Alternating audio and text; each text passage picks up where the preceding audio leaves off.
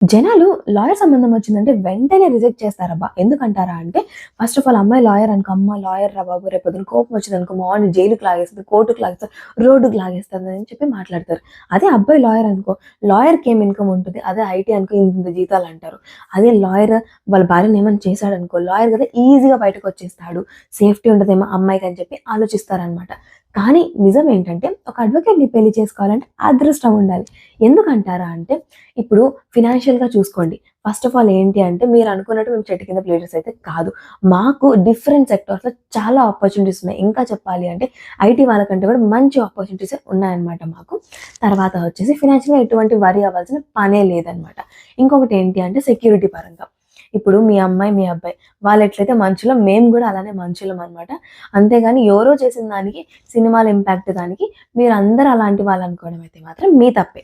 ఇంకా లాస్ట్ ఏమంటారంటే సొసైటీలో మీ యొక్క స్టేటస్ డబుల్ అయిపోతుంది. ఎందుకు చెప్తున్నానంటే మీ స్పౌస్ గనుక అడ్వకేట్ అనుకోండి, మీ రిలేటివ్స్ కావచ్చు, ఫ్రెండ్స్ కావచ్చు, ఎవరైనా కావచ్చు.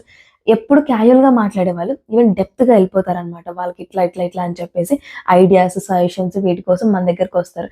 దానివల్ల మీ యొక్క బాండింగ్ కూడా డబల్ అవుతుందనమాట. అలా అనమాట. ఇప్పుడు మెయిన్‌గా చెప్పాలి అంటే ఒక అడ్వకేట్ ఒక ఆఫీసర్ దగ్గరికెళ్ళి ఐయామ్ యాన్ అడ్వకేట్ అని చెప్పి మనల్ని ఇంట్రొడ్యూస్ చేసుకుంటే యెస్ సార్ అని చెప్పేసి, చెప్పండి సార్ అని చెప్పి రెస్పెక్ట్ ఇస్తారు.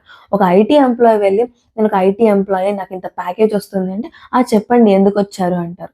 అది ఒక నార్మల్ పర్సన్‌కి, ఒక అడ్వకేట్‌కి ఉన్నటువంటి డిఫరెన్స్ అనమాట. నేను ఎవరిని కించపరిచి మాట్లాడట్లేదు. జస్ట్ ఒక అడ్వకేట్ యొక్క వాల్యూ గురించి చెప్తున్నాను నేను. ఒక అడ్వకేట్ స్పౌస్ అనేది మన ఇంట్లో ఉన్నారు అంటే మాత్రం మీరు చాలా లక్కీ అన్నమాట.